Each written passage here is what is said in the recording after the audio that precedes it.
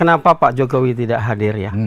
Tentu alasannya yang valid Pak Jokowi sendiri yang tahu dan Tuhan yang tahu. Gitu kan?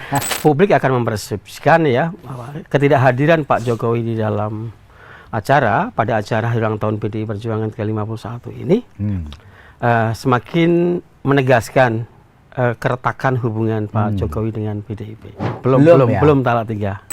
Jadi bukan hanya Jokowi, menurut saya kecil pengaruhnya Jokowi terhadap perolehan suara PDI Perjuangan.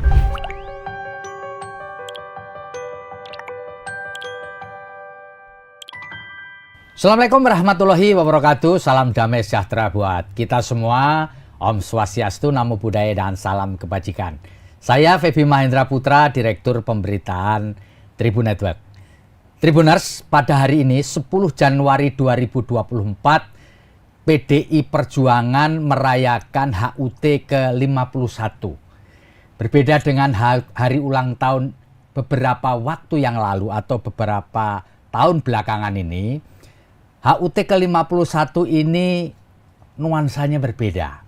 Kenapa?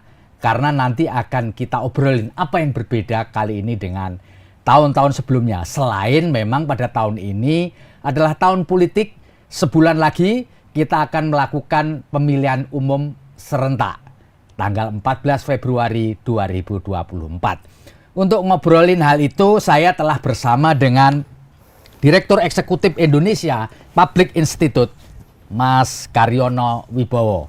Saya akan sapa narasumber kita. Assalamualaikum, Mas. Waalaikumsalam, Mas Feby. Selamat pagi. Terima kasih, Mas Karyono. Mas, hari ini tanggal 10 Januari 2024 merupakan HUT ke-51 PDI Perjuangan. Buat Mas Karyono, HUT kali ini ada yang sesuatu yang beda nggak, Mas? Sangat berbeda hari ini. Gimana, Mas? Karena hari ulang tahun PDIP yang sekarang ini, 51 ini memang bertepatan dengan kontestasi politik nasional, ya, pemilu serentak 2024 ya. Jadi perayaan hari ulang tahun PDIP ini sangat istimewa, Mas Feby. Dan tentu akan menjadi sorotan publik ya, baik di dalam negeri maupun luar negeri. Kira-kira masyarakat Indonesia dan juga masyarakat dunia itu akan menunggu kira-kira apa ini statement Ibu Mega ini nanti dalam hari ulang tahun itu. Itu yang tentu akan ditunggu-tunggu, tidak hanya oleh pers tetapi juga oleh khalayak luas gitu. Mas, berbeda dengan tahun lalu, HUT ke-51 ini Presiden Jokowi yang sebelumnya disebut kader utama PDI Perjuangan dipastikan tidak hadir. Dan memang ketika ditanya, PDI Perjuangan sendiri juga tidak secara jelas menjawab apakah mengundang Presiden Jokowi atau tidak. Tapi berdasarkan berita terakhir, pemerintah mengutus Wakil Presiden Ma'ruf Amin. Nah, fenomena itu membuat ada sejumlah pakar dan khalayak menyebut ini PDI Perjuangan dengan Presiden Jokowi ini sudah talak 3 ini. Menurut Mas Karyono bagaimana ini? Belum talak 3 sih, Mas. Tapi memang harus diakui hubungan antara PDIP dengan Pak Jokowi renggang ya. Gitu. Nah, saya kira kenapa Pak Jokowi tidak hadir ya? Tentu alasannya yang valid Pak Jokowi sendiri yang tahu dan Tuhan yang tahu, gitu kan. Tetapi publik bisa menduga-duga kira-kira kenapa Pak Jokowi tidak hadir di dalam acara hari ulang tahun PDI Perjuangan. Nah, kalau bahasa Jawane itu nglungani gitu. Nglungani itu pergi tanpa alasan gitu ya, Pak. Nglungani gitu. Mungkin juga sudah dirancang, katanya di luar negeri ya beliau. Betul. Di luar negeri. Ya mungkin nglungani ke luar negeri ya, mungkin sudah dirancang juga barangkali gitu. Dipaskan gitu ya. Dipaskan waktunya kan sudah bisa diprediksi. Ulang tahun PDI Perjuangan itu kan tanggal 10 Januari gitu ya. Coba jangan-jangan sudah diatur gitu kan. Tanggal 10-nya saya keluar negeri saja. Nah, tapi publik akan mempersepsikan ya ketidakhadiran Pak Jokowi di dalam pada acara hari ulang tahun PDI Perjuangan ke-51 ini semakin menegaskan keretakan hubungan Pak Jokowi dengan PDIP. Ya. Cuman memang Mas Karyono tidak sependapat kalau ini sudah talak 3 gitu ya. Saya tidak sependapat ya. Belum ya? Belum talak 3. Ini masih uring-uringan. Ibarat rumah tangga tuh pisah ranjang belum cerai kira-kira. Iya. Betul. Iya. Mas Karyono, kalau boleh saya tahu Mas, sebenarnya dalam konteks ini sebenarnya apakah ini akan mengganggu elektoralnya PDI dalam pemilu 2024? Mengingat pada tahun 2019 kan elektoralnya PDI itu sekitar 19,33% lah. Di atas lah ya, nomor 1 gitu ya. Dan banyak survei kemudian sekarang ini menempatkan PDIP angkanya sekitar 20-21% lah. Betul. Ya kisarannya begitu. Kalau menurut Mas Karyono bagaimana ini? Ya memang ada apa yang disebut dengan Jokowi effect ya.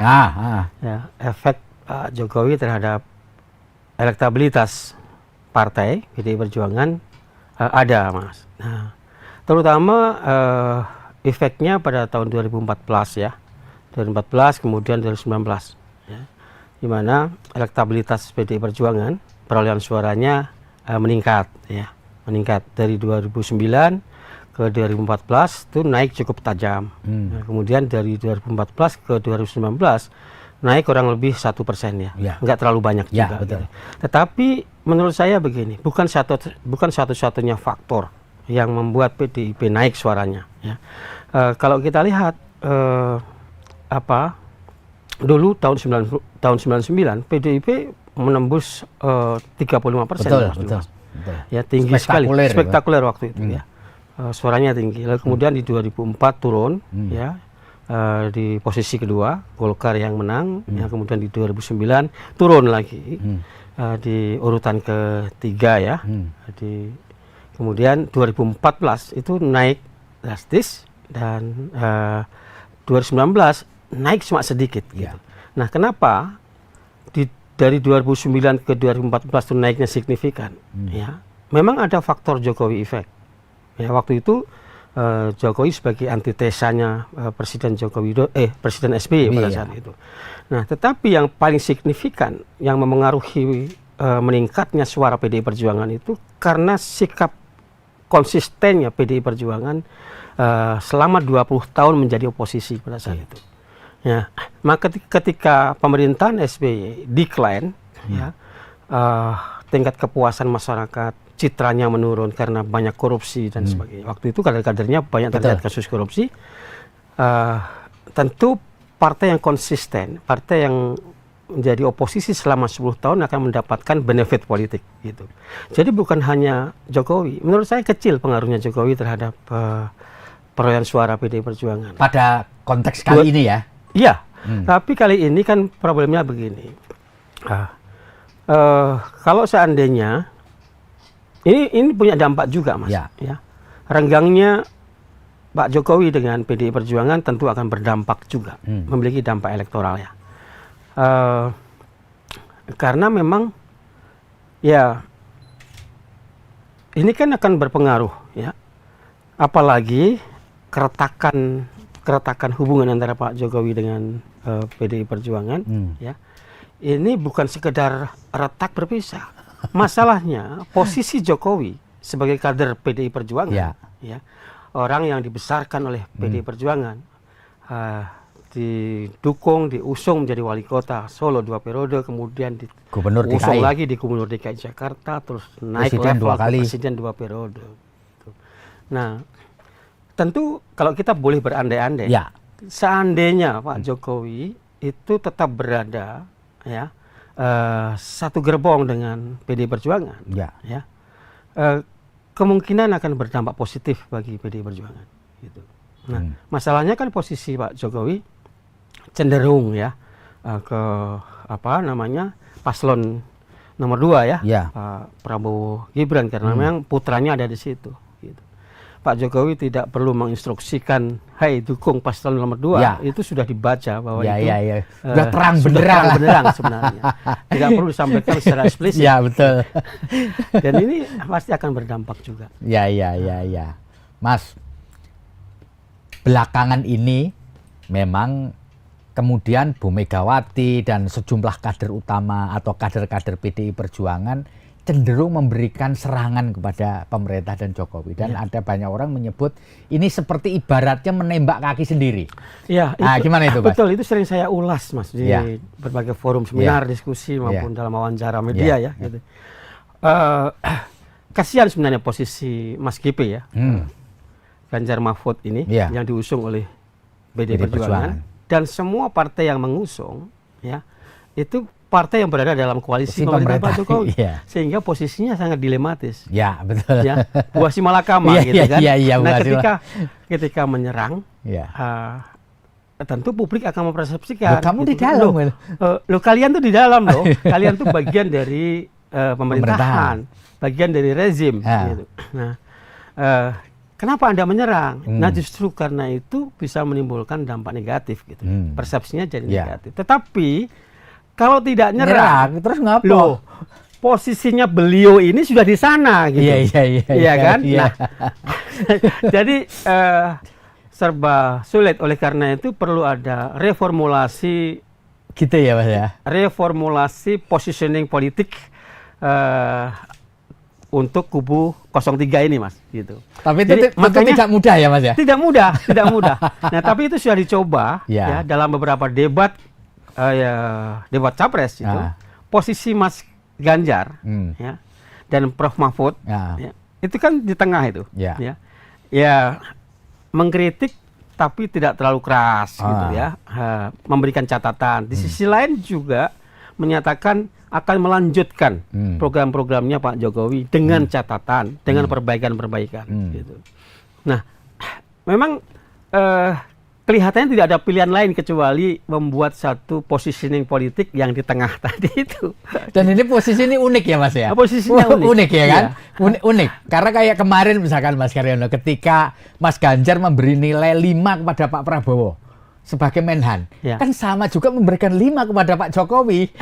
Karena tidak ada visi misi menteri. Yang ada adalah visi misi presiden dan pekerjaan presiden. Betul.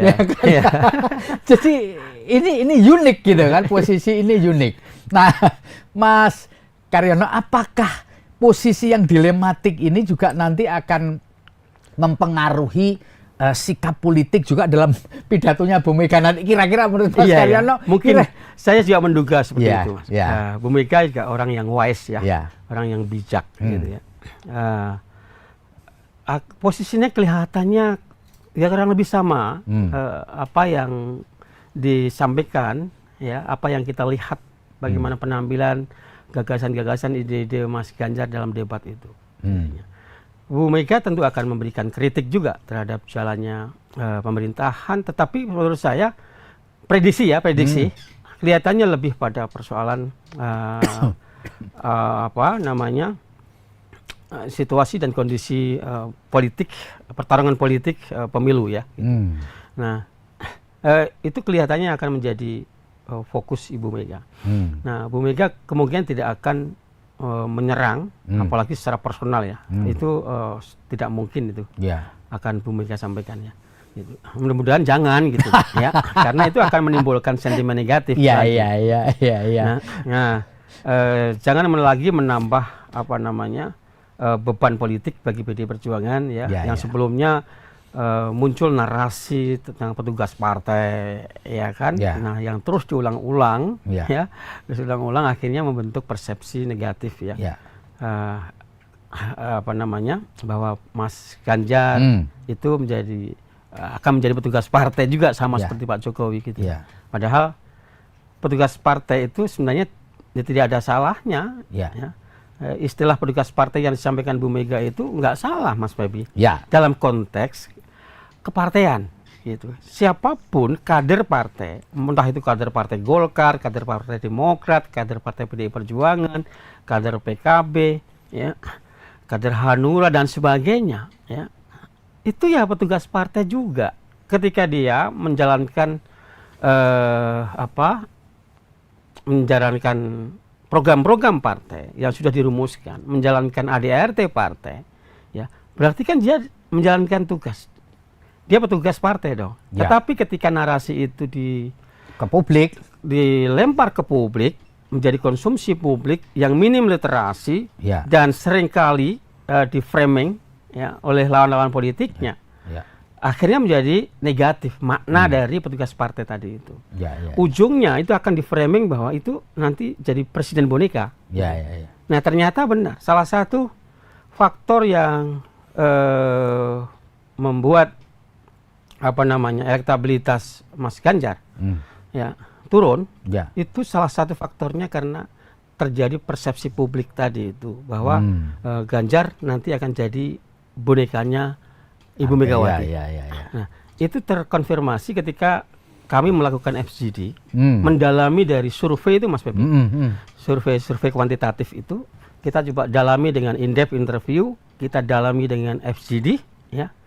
Ternyata kalau FGD itu kan kita bisa menggali lebih dalam lagi mengapa tidak memilih Ganjar, mengapa memilih Ganjar, mengapa memilih Prabowo, mengapa tidak memilih Prabowo, mengapa memilih Anies, mengapa tidak memilih Anies. Itu digali semua, alasannya muncul lah itu. Nah untuk Mas Ganjar salah satunya adalah ada persepsi publik bahwa nanti Mas Ganjar itu jadi bonekanya Bu Megawati. Nah itu yang disebabkan oleh diksi petugas partai tadi, yang disalah tafsirkan oleh publik, ya. Padahal konteksnya sebenarnya benar. Gitu. Siapapun yang namanya kader partai, ya dia petugas partai, karena dia menjalankan tugas-tugas program-program partai, azas yang sudah diturunkan di dalam program-program aksi nyata, ya. Ketika kader partai itu menjadi gubernur, menjadi bupati, menjadi presiden, menjadi wakil presiden, menjadi wali kota, ya, itu otomatis dia menjadi menjalankan tugas partai, meskipun ya kan mereka bekerja tidak hanya untuk partai, ketika menjadi pejabat publik, ya untuk seluruh rakyat Indonesia. Mas, ini supaya duduk nih ya. Apa sih bedanya istilah atau terminologi kader partai sama petugas partai? Samakah ini?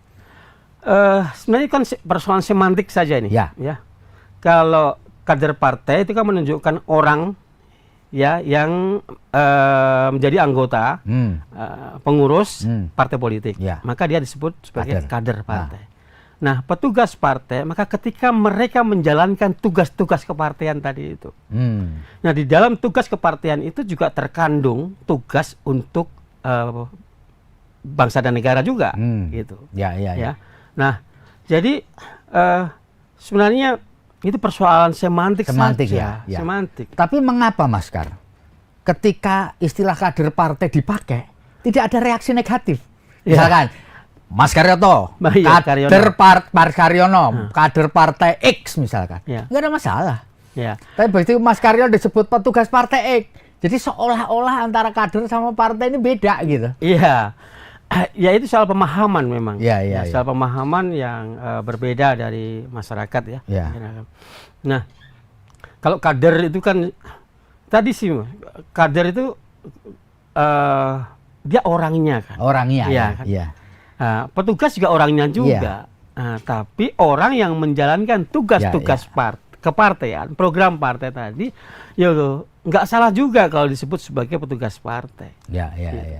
Hanya karena ini kan di framing dan mohon maaf narasinya Bu Mega kan pendek gitu, ya petugas partai tidak dijelaskan seperti yang kami yang kita diskusikan tadi gitu, bahwa yang dimaksud dengan petugas partai itu begini loh gitu, ya bukan berarti dia menjadi bonekanya partai. Berarti perlu ada narasi tambahan ya Mas, tambahan supaya pemahaman publik itu utuh gitu, bisa menangkap esensinya. Substansi petugas partai itu apa? Oh, ternyata ini yang dimaksud Bu Mega ya. Oleh karena itu kritik saya bagi PDI Perjuangan menurut saya soal komunikasi politik, Mas. Komunikasi politik ya. Perlu ditata. Perlu ditata. Betul itu. Karena dalam pertarungan politik kontemporer ya itu komunikasi politik menjadi menjadi signifikan pengaruhnya. Dan sangat strategis. Sangat strategis itu. Kalau saya boleh presentasikan, ya itu lebih dari 50%, Mas. Setuju, Mas. Ya. Gitu. Karena itu akan berpengaruh. Komunikasi politik itu akan menjadi konsumsi publik, ya. Kemudian membentuk persepsi Ya, publik. dan persepsi itu nomor satu ya. Nomor satu. More than reality kan. Iya. Perception more important than reality That's kan. right, exactly. Ya. Mas, banyak orang nih apa ya? Masih penasaran ya sampai sekarang, Mas. Apa sih sebenarnya pemicu awal dari keretakan hubungan antara PDI Perjuangan dengan kader utamanya yang bernama Jokowi? Menurut Mas Karyono ini apa sih sebenarnya? Duduk masalahnya ini apa ini? Iya, sebenarnya banyak sih, Mas, dalam analisis ya. Ini kan analisis ya. Analisis saya. Ya, tentu ada perbedaan pandangan dan juga ada perbedaan kepentingan juga. Oke, gitu. jadi perbedaan pandangan dan perbedaan kepentingan. Iya. Ya. Jadi ada perbedaan pandangan dan juga ada perbedaan Betul. kepentingan. Yang ini tidak terekspos tentu saja. Ya. Ya. Perbedaan kepentingan ini yang tidak terekspos ya, gitu. Ya tentu misalnya dalam hal-hal tertentu pasti ada lah, Mas. Ibu Mega misalnya PDIP maunya begini, misalnya Pak Jokowi maunya begitu, gitu mau begini, gitu kan. Nah, apalagi Pak Jokowi posisinya sudah presiden, ya. Selain dia sudah merasa menjadi orang nomor satu yang memegang kendali kekuasaan pemerintahan di eksekutif, ya tentu itu akan mempengaruhi juga bagaimana sikap beliau terhadap Ibu Megawati dan juga pada PDI Perjuangan. Nah, selain itu karena pemerintahan ini dibentuk atas dasar koalisi, ya tentu Pak Jokowi juga akan mendengarkan aspirasi dari koalisinya dari ini anggota koalisi, ya. gitu, ya kan? Nah, nggak bisa juga the winner take all, impossible, gitu. Jadi Pak Jokowi pasti akan juga mendengarkan aspirasi, saran-saran dari anggota koalisi tadi. Nah, itu kemudian mungkin akan menimbulkan perbedaan tadi, kepentingan tadi itu. Nah, kemudian selain itu tadi soal diksi petugas partai, ya, petugas partai yang terus diulang-ulang, ya, yang terus itu mengganggu kah? Itu mengganggu Pak Jokowi secara psikologis? Ya, atau? saya kira secara psikologi tidak hanya Pak Jokowi saja sih. Ya, keluarganya juga kah atau gimana? Ya pasti keluarganya juga, ya.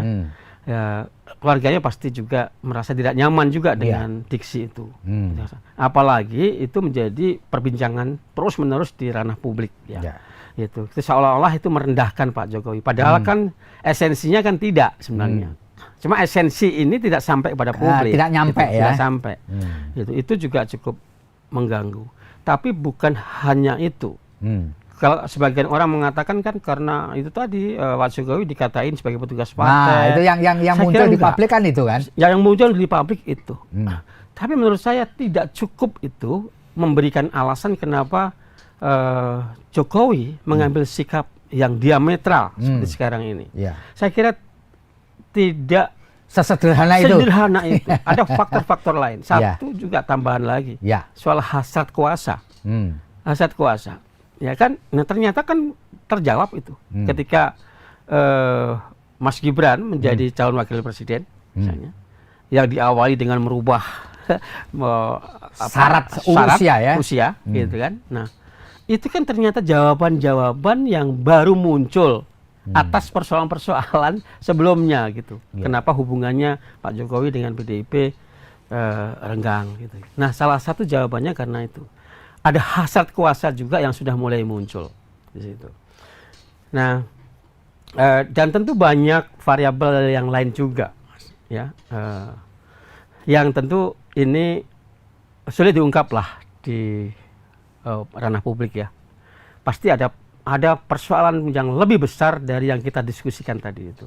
Kenapa Pak Jokowi mengambil sikap politik yang tidak diduga-duga gitu ya. Iya. Kadang membuat mulut kita terkunci seolah-olah gitu. Jadi bisa ya? Begini, kok bisa gitu. Dia kena pendadakan itu. Iya ya. itu. Mas, kalau menurut prediksi Mas Karyono ini, apakah ini the end of the world? Artinya udah selesai, udah nggak ada jalan kompromi atau nggak ada sesuatu yang di belakang hari yang kemudian bisa dikompromikan antara PDI Perjuangan dengan kubunya Pak Jokowi. Apakah ini udah tertutup gitu ya, artinya udah nehi lah, kau di sana aku di sini, ya terserah gitu, kayak lagu-lagu itu Mas. Ya ini menurut prediksi Mas Karyono. Prediksi saya kecenderungannya kelihatannya akan keras Mas, jadi keras, ya? diametralnya sampai pemilu. Bahwa kemudian nanti setelah pemilu ada rujuk, rujuk lagi misalnya. Ya, dulu pisah ranjang, kemudian rujuk lagi, itu mungkin saja terjadi. Mungkin saja. Ya, tetapi kalau sampai pilpres ini kelihatannya enggak. Ya. Engkau di sana, aku di sini. Ya. Itu yang akan terjadi. Oke Mas. Gitu. Kalau nanti setelah ini pemilu kelar ya, entah itu 1 putaran atau 2 putaran ya, kemungkinan masih ada lah untuk kompromi, rujuk, rekonsiliasi. Peluangnya berapa besar Mas kalau menurut Mas? Pasca pemilu maksudnya. Pasca pemilu. Peluangnya sangat besar menurut saya Mas. Gitu ya. Peluangnya sangat besar. Untuk mengapa Mas? Alasannya apa kok peluangnya? Karena memang tradisi Indonesia ini nggak bisa musuhan terus-menerus atau gimana? Betul. Jadi sudah dimulai sebenarnya pada pasca pemilu 2019. Ya. Di mana Pak Prabowo sebagai kompetitor yang die hard gitu ya dengan Pak Jokowi, bertarung dengan Pak Jokowi 2014, 2019 dan 2019 toh akhirnya bisa bergabung ya di dalam koalisi pemerintahan. Nah, saya kira itu juga mungkin atas prediksi saya ya. Itu juga atas peran Ibu Megawati. Mas Karyono yakin itu ya bahwa nggak mungkin itu Bu Mega nggak approve gitu ya? Nggak approve ya. Jangan-jangan malah munculnya idenya, idenya dari Teguh Umar gitu, dari Ibu Mega gitu. Karena PDI Perjuangan sejauh pengetahuan saya ya, Ibu Mega itu seringkali mengucapkan Indonesia itu tidak mengenal oposisi dalam sistem politik. Dalam sistem pemerintahan gitu. Ya. Nah, dan itu kemudian diwujudkan di dalam pemilu pada saat pemilu 2019 yang lalu, di mana Pak Prabowo dulu kompetisi ya, akhirnya masuk. Nah, mungkin ini akan jadi tradisi baru gitu dalam politik itu. Nah, oleh karenanya dalam 2024 pasca pemilu ya bisa jadi PDI Perjuangan katakanlah seandainya yang menang Prabowo, Subianto dengan Gibran, yang menang misalnya, bisa jadi PDI Perjuangan akan bergabung dalam koalisi pemerintahan menjadi bagian dari pemerintahan. Ya, begitu juga sebaliknya. Sebaliknya ya, ketika Mas Ganjar yang menang, ya Ganjar Mahfud yang menang, maka Pak Prabowo ya dengan Gerindra akan bergabung juga. Mungkin kemungkinan besar akan bergabung juga di dalam koalisi pemerintahan itu. Mas, ini kan cuma panggung politik. Ini terkait dengan kita selalu bicara diametral antara PDI Perjuangan dengan Pak Jokowi dengan Prabowo. Sekarang saya mau geser sedikit. Apakah sebenarnya ada perbedaan diametral, Mas, antara PDI Perjuangan dengan kubunya Pak Anies? Ini dari tadi kan kita sorotannya ke 02. Sebenarnya kita agak geser lah. Ini kan sekarang ini 01 ini dianggap kuda hitam. Diam-diam bisa bahaya juga ini. bisa menyelip di tikungan ini kan. Gimana Mas Karyono? Politik itu sih cair ya pada dasarnya ya. Ya seperti ada gium yang mengatakan tidak ada kawan dan lawan yang abadi. Yang abadi itu adalah kepentingan itu sendiri kan. Nah, bisa jadi hubungan baik atau relasi politik akan terbangun ya antara PDIP dengan antara 03 ya dengan partai-partai koalisi yang mengusung pasangan calon presiden nomor 1 Pak Anies Baswedan. Bisa jadi itu. Itu. Hanya memang di akar rumput ya. Di akar rumput itu melihatnya berbeda. Beda dengan para pelaku, para elit politik ya, yang memandang politik itu ya tidak hitam putih, gitu kan? Nah, di akar rumput itu beda melihatnya, hitam putih. Maka kalau ditanya bagaimana kira-kira kemungkinan hubungan koalisi antara 03 dengan 01, gitu ya. Nah, itu masih belum apa namanya, legowo banget Mas, gitu. Belum bisa menerima ya. Jadi chemistry-nya masih belum klik dapat. gitu ya. Klik, ya.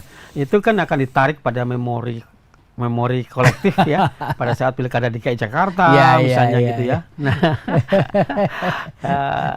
itu yang agak susah ya Mas ya. Ada persoalan ideologis gitu. Ada masalah ideologis yang tidak mudah untuk dicairkan. Ya. Gitu. Mas tentu masih ingat ketika Mas Guntur Soekarno Putra pertama dari Presiden pertama Insinyur Soekarno itu melontarkan wacana, ditulis di Kompas tuh. Iya. Bahwa kalau nanti Pak Jokowi pensiun gitu ya, alangkah sayangnya kalau kemudian duduk tenang, nganggur gitu ya. Kenapa tidak kemudian diberi amanah menjadi Ketua Umum PDI Perjuangan, nanti Bu Mega ditempatkan di Dewan Kehormatan apalah gitu ya. Istilahnya kayak Pak SBY sekarang di Partai Demokrat itu. Mas Karyono mengira ini wacana ini kok bisa muncul kayak gitu ini. Apa sih sebenarnya ujuk-ujuk Mas Guntur melontarkan ini gitu sebagai sesepuhnya keluarga. Tentu ada alasan, tentu ada pertimbangan mengapa Mas Guntur Soekarno Putra memiliki pemikiran seperti itu ya. Tapi menurut saya ini pemikiran yang sangat visioner, futuristik. Dia akan memprediksi situasi bagaimana PDIP ke depan, betul. Pasca Ibu Mega. Itu karena bagaimanapun juga apa namanya, kemampuan orang, usia orang terbatas. Betul. Ya kan. Nah, sehingga dalam kacamata atau dalam perspektifnya Mas Guntur, kalau PDIP mau besar, mau kuat, ya, mau tetap berjaya, gitu, atau bahkan semakin kuat, maka dalam penilaian Mas Guntur, ya, kalau Pak Jokowi diberikan kesempatan untuk menjadi ketua umum partai, gitu. Itu juga logis ya, rasional juga Mas, rasional. Cuma berat gitu ya? Nah, bukan. Kalau bukan Mas Guntur, saya jamin tidak ada orang yang berani menulis terbuka atau ngomong terbuka seperti itu. Orang lain nggak mungkin berani. Dia akan berani, ya kan? Hanya satu yang berani, yaitu Mas Guntur. Tapi itu kritik yang bagus. Saya juga sering mengulas, menganalisis, ya, tentang PDI Perjuangan dan juga tentang partai-partai lain. Gitu ya. Nah, justru tantangan terbesar PDI Perjuangan itu adalah PDIP pasca Bu Mega. Ya. Nah, oleh karena itu memang harus perlu dibicarakan dulu di awal. Ya. Digaungkan ada gitu ya. Ada prakondisi. Gitu. Nah, ketika landing itu enak gitu ya. Nah, tapi kan hal-hal yang seperti ini mungkin masih dianggap tabu ya di internal. Di internal PDI, kecuali Mas Guntur tadi itu. Karena lebih tua ya kan, yang pertama. Nah, kalau orang lain nggak berani kayaknya Mas. Gitu. Tapi kalau saya kan memberikan analisis ya. Tapi saya nggak berani juga menyebut nama gitu. Secara eksplisit begitu enggak gitu. Saya hanya memberikan analisis bahwa tantangan-tantangan ke depan PDI Perjuangan itu justru di pasca Bu Mega. Oleh karena itu memang diperlukan salah satunya ya figur, selain soal bagaimana membuat platform partai ya yang lebih bisa menjawab tantangan ke depan gitu. Bagaimana membuat PDI Perjuangan menjadi partai modern itu sangat penting sekali gitu.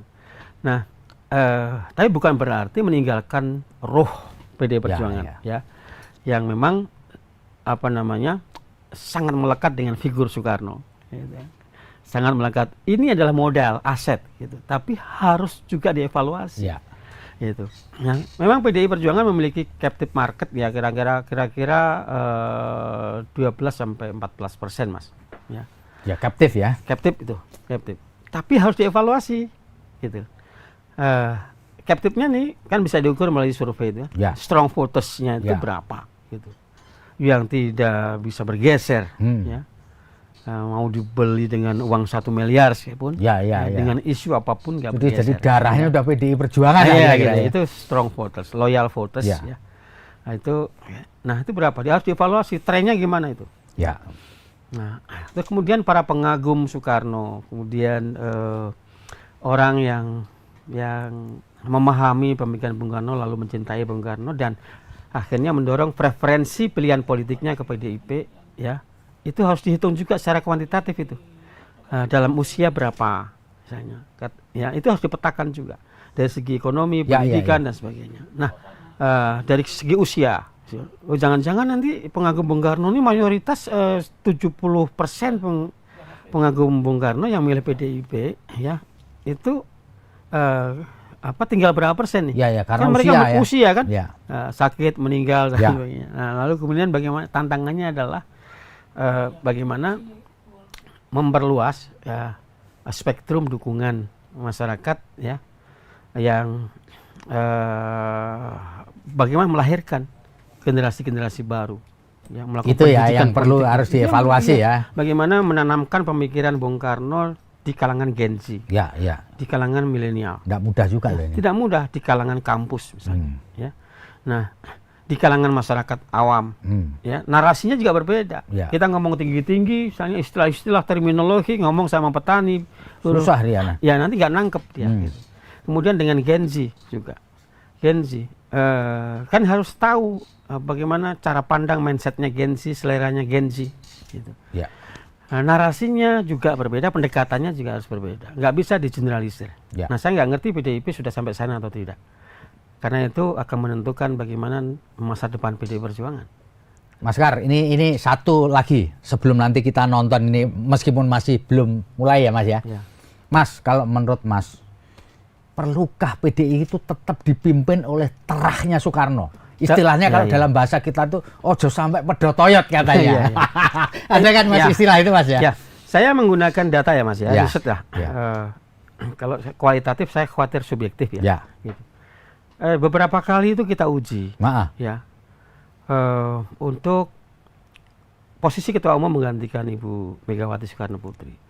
Apakah pertanyaannya, apakah Bapak Ibu, ya, saudara menginginkan ya ketua umum PDI Perjuangan ke depan itu masih terah Bung Karno, atau tidak perlu dari terah Bung Karno? Mayoritas responden ya itu menjawab terah Soekarno, Mas. Oh, jadi itu anunya. Jadi ya? makanya saya Respon katakan publik tadi ya. Iya, makanya saya dikatakan PDIP konstituennya itu melekat dengan sosok Bung Karno tadi itu. Tapi ada beberapa tantangan yang harus dijawab, harus diantisipasi. Karena kalau enggak ya PDIP akan mengalami stuck. Terah Soekarno yang macam apa gitu kira-kira ya? Iya, itu ketika kita dalami tentu ada muncul apa namanya keinginan ya, harapan-harapan masyarakat ya. Ya tentu yang diinginkan adalah figur terah Soekarno yang ya memenuhi syarat gitu ya, kepemimpinan, pemikirannya, yang harus visinya ke depan gitu, ya, ke depan, gitu. Attitude-nya dan banyak pertimbangan Mas. Ya itu ya yang menjadi pertimbangan Mas. Ini sebelum kita ini satu benar nanti sebelum kita nonton lagi, Mas. Ketika tadi Mas Karyono sempat menyebutkan bahwa semakin ke depan partai harus semakin modern. Betul kan Mbak ya? Betul. Ditata sebagai manajemen yang modern sehingga dia mampu menangkap perkembangan zaman. Gitu ya. Nah banyak orang sekarang itu sebelumnya itu lebih banyak memberikan apa ya porsi gitu ya PDI Perjuangan pada putrinya Bu Mega yang namanya Puan Maharani. Pernah dicoba kan dulu awal-awal tahun 2022 sampai akhir 2022 betul, gitu 2003, ya 2023 meskipun kemudian elektabilitasnya nggak ngangkat nih. Nah, apakah ini juga merupakan satu test of the water menurut Mas untuk apakah Puan bisa diterima publik untuk merepresentasikan PDI Perjuangan ini, Mas? Iya, jadi beda antara figur calon ketua umum, figur ketua umum partai dengan figur calon presiden. Ya. Figur calon presiden itu spektrumnya lebih luas dia dan beragam pertimbangan orang untuk menentukan calon presiden mana yang dia akan pilih, yang dia sukai gitu. Nah, kemarin bisa dikatakan test of the water tuh, ya. Dan itu harus menjadi catatan kritis, harus menjadi evaluasi. Kenapa elektabilitas Mbak Puan tidak beranjak naik? Gitu. Apakah apa yang salah? Apa yang salah? Apakah di situ kan bisa dilakukan riset, ya? Makanya riset itu harus holistik, gitu. Tidak hanya mengukur popularitas, elektabilitas, akseptabilitas, tapi menggali lebih jauh. Mengapanya tadi? Gitu. Riset yang digunakan untuk menentukan, merumuskan sebuah strategi yang efektif. Nah, saya kira dari situ bisa dievaluasi. Ya, mungkin karena gini, kalau dalam riset itu, Mas Febi, ya, pertimbangan memilih masyarakat Indonesia, ya, karakteristik pemilih Indonesia di Indonesia dalam menentukan pilihan itu lebih pada personalitas, orangnya, personality, sikap ramah, merakyat, dermawan, itu ya, religius, bersih dari korupsi, ya, yang gitu-gitu, murah gitu. Senyum gitu, yang gitu, itu menjadi pertimbangan utama ya? Iya, baru soal pengalaman, kompetensi, kapabilitas, itu ya, baru itu. Yang paling utama itu soal personality. Ya. Mas, ini kita lihat sejumlah tokoh sudah hadir, tapi memang sebagian besar kalau kita lihat di layar kaca itu tokoh-tokoh yang hadir ya tokoh-tokoh yang menjadi bagian dari koalisi yang mendukung Mas Ganjar Mahfud. Ini ada Pak Ketua Umum Perindo, ya kan. Lalu saya kepingin begini, Mas, satu analisa dari Mas Karyono ini, mengapa ya yang diundang malah justru Wapres ya, Mas ya? Nggak, maksud saya begini, harusnya kan ngundang Pak Jokowi gitu sebagai presiden, lalu kalau nggak bisa disposisi ke Pak Wapres gitu ya.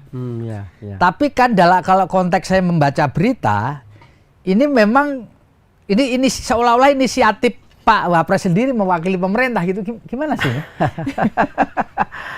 Saya kira ini, Mas, ini nggak bisa ditutup-tutupin lah ya. Ini karena memang kenapa Pak Jokowi, nah nih Pak Wapres tahu ya? Iya Pak, kenapa Pak Jokowi tidak hadir di dalam acara hari ulang tahun PDI Perjuangan yang sekarang ini? Kan ya publik sudah tahu ya, ada gangguan lah ya, hubungan ya, kerenggangan ya, terjadi kerenggangan antara Pak Jokowi dengan PDI Perjuangan. Nah, apakah PDI Perjuangan mengundang Pak Jokowi dalam acara ini, gitu kan? Atau mengundang tapi Pak Jokowinya tidak hadir ya? Itu kan kemarin kan jelas Pak jawabannya Mas dari Pak Jokowi. Oh, saya belum terima tuh undangan. Harusnya kan aturan protokoler Presiden Republik Indonesia kan diundang hadir. Lalu kemudian kalau nggak bisa hadir, disposisi ke Wapres kan gitu. Layaknya kan begitu. Mekanisme begitu. Betul, ya kan? Mekanisme kalau melihat jawaban itu dan kemarin Pak Wapres menyatakan beliau hadir, berarti yang diundang kan langsung kan Pak Wapres. Langsung Pak Wapres yang diundang. Kemungkinan tidak diundang, Mas. Kemungkinan tidak diundang. Pak kan? Jokowi ya. Jadi undangan langsung ditujukan ke Pak Wapres. Ya, Pak Jokowi mungkin juga ada niat juga tidak hadir juga kelihatannya. Mas Kar, kalau Mas Kar menduga gitu, apakah ketika mau hadir di HUT ke-51 PDI Perjuangan ini, Pak Mahfud Amin kira-kira komunikasi sama Pak Jokowi enggak ya? Pak, saya mau hadir nih, oke enggak nih? Saya duga komunikasi. Oh, komunikasi ya. Pasti di situ ada komunikasi Pak Wapres dengan Pak Presiden. Ya. Nah, ini kan soal etika juga. Etika. Nah, ya meskipun misalnya Pak Jokowi tidak diundang, kemudian Pak Wapresnya diundang. Saya duga, saya prediksi sih Pak Wapres tetap komunikasi dengan Pak Jokowi. Gitu ya. Mas Kar, ini Mas, ini ada banyak pertanyaan, ini mau dimulai juga. Nanti satu lagi nih. Kira-kira ya, Anda membayangkan bagaimana kikuknya rapat kabinet yang dihadiri oleh Pak Mahfud MD, menteri-menteri dari PDI Perjuangan, ya kan? Ya. Terus muncul di situ ada Pak Jokowi, ada Pak Prabowo gitu, kira-kira kikuk. Tentu iya akan Mas. Secara psikologis akan tidak nyaman gitu. Ya. Baik, terima kasih kita sudah mengikuti rangkaian acara HUT ke-51 PDI Perjuangan. Mas Karyono bisa memberikan closing statement barangkali terkait dengan pidato Bu Mega, termasuk tadi pidato dari Pak Ganjar Pranowo lalu ditutup oleh pidato dari Pak Wapres Ma'ruf Amin. Tidak seperti biasanya memang Pak Wapres memberikan pidato kayak gongnya gitu lah. Kalau biasanya kan kalau Pak Jokowi hadir, diletak di depan dan seterusnya. Closing statement Mas terkait dengan termasuk tadi Pak Ganjar menyampaikan 3 hal yang intinya sebenarnya semuanya kepada perut dan kesejahteraan dari beliau keliling gitu. Silakan. Ya, baik. Saya kembali ke Bu Mega dulu tadi ya.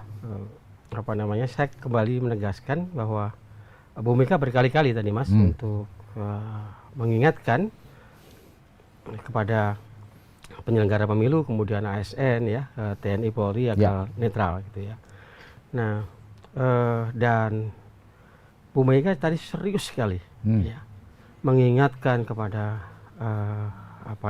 termasuk penyelenggara negara ya, TNI Polri, penyelenggara pemilu harus netral. Nah, sekarang tantangannya adalah what's next tuh setelah pidato Bu Mega. Ya, betul. Waktu tinggal sebentar lagi, kurang lebih 1 bulan. Dan memang saya kira tidak hanya Bu Mega yang merasakan bahwa ada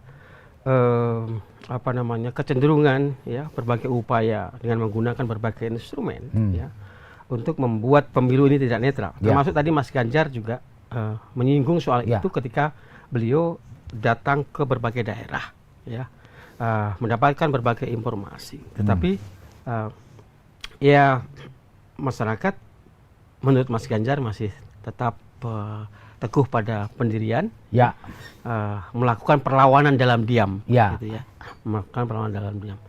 Nah, kemudian kalau dari Pak Wapres tadi itu ya, yang menarik kan merdekanya sudah 3 kali tadi ya, dan kalau kita lihat juga kan putrinya menjadi salah satu timnya Mas Ganjar Pranowo gitu ya. Nah, dan tadi beliau hadir ya dalam ulang tahun PDIP yang ke-51 ya. Dan pesan-pesan yang disampaikan juga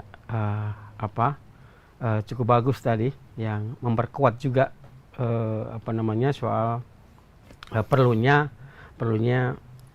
pemilu netral juga gitu ya, tadi. Betul. Nah, artinya ada pandangan yang sama terkait hal itu. Nah, oleh karena itu saya kira pesan Bu Mega ya itu tidak boleh dianggap main-main gitu. Meskipun tadi tidak menyebut sama sekali nama Pak Jokowi ya. Iya, meskipun tidak menyebut nama Pak Jokowi. Satu kata pun tidak ada loh tadi di pidatonya Bu Mega itu. Satu kata pun tidak ada nama Jokowi disebut. Iya. Iya kan? Iya, betul, nggak ada. Yang lain-lain disebut, yang lain disebut. Iya kan? Tapi satu pun nama Jokowi tidak disebut Bu Mega. Ini apa sih maknanya sebenarnya? Atau memang karena beliau tidak hadir atau memang sengaja ini? Ya, saya kira tapi itu diarahkan pada beliau. Ya, meskipun tidak secara eksplisit ya. Tidak secara eksplisit menyebut nama saya Pak tadi itu Mas Kar itu saya kepingin tuh kira-kira disebut nggak ya nama Pak Jokowi dalam pidatonya Bu Mega. Ternyata satu kata pun tidak. Tapi pidatonya diarahkan juga ke beliau. Iya. Dan peringatan-peringatan yang disampaikan Bu Mega itu juga diarahkan kepada beliau. Ya, padahal sebenarnya secara formal Pak Jokowi kan masih menjadi kader PDI Perjuangan secara formal. Secara formal masih memang kan? Belum diberhentikan. Belum diberhentikan dan Pak Jokowi tidak mundur gitu kan. Dan satu hal lagi itu peringatan Ibu Mega tadi kan menegaskan ya, keras sekali dia. Orde baru saja yang sekuat itu bisa tumbang. Ya kan? Cuma kan nggak diteruskan. Gitu kan. Itu kan tapi kita sudah bisa menanggap mananya. Tapi yang paling penting dari semua pidato Bu Mega ya maupun pidato Mas Ganjar tadi itu adalah bagaimana what's next gitu. Apa ya setelah itu langkah-langkahnya apa? Actionnya apa? Ya. Agar proses pelaksanaan pemilu itu berjalan demokratis. Clear and clean clear and ya. clean, bahwa apa yang menuju pada pemilu ya sebagai sarana perwujudan kedaulatan rakyat. Ya. Nah, saya kira itu yang penting. Rakyat menunggu, kelompok civil society juga menunggu langkah-langkah itu. Ya, Mas Karni, ini terakhir nih, benar-benar terakhir saya tak mau tanya sama Mas Karyono ini. Apa mungkin setelah tidak jadi presiden nanti Pak Jokowi menyatakan pamit dari PDI Perjuangan lalu masuk ke partai lain semisal PSI misalnya. Yang jelas-jelas mengatakan memasang fotonya Pak Jokowi lalu beliau mengatakan PSI menang kan itu kan? Iya. Gimana Pak? Mungkin nggak itu Pak? Sangat mungkin, ya, sangat mungkin. Mungkin malah bukan PSI gitu. Oh gitu. Mungkin PSI. Mungkin partai lain, partai besar juga ya. Bisa jadi itu. Ya, setelah pemilu, ya, kemudian Pak Jokowi pamit dari PDI Perjuangan dan ada partai lain yang siap menerima. Ya, dan mungkin posisinya menjadi leader gitu ya, top leader, orang yang berpengaruh di partai itu. Oke. Bisa juga Mas. Itu ya, nanti kita lihat ya. Kita lihat gitu. Baik Tribuner, terima kasih Mas Karyono Wibowo telah menyertai kita sepanjang peringatan tadi, puncak peringatan HUT ke-51 PDI Perjuangan. Sekali lagi Mas Kar, terima kasih sudah memberikan apa ya insight pada kita lah mengenai. Sekaligus provokasi tadi Mas. Saya tertarik tadi itu temanya kan kebenaran pasti menang. Ya. Tetapi agar kebenaran itu menang harus diperjuangkan. Ya. Tidak cukup dengan retorika dan jargon. Harus ada actionnya ya. Harus ada action. Oke. Terima kasih Mas. Oke, sama-sama Mas. Terima kasih ya. Terima kasih banyak. Sampai ketemu. Iya Mas. Download Tribun X sekarang. Menghadirkan lokal menjadi Indonesia.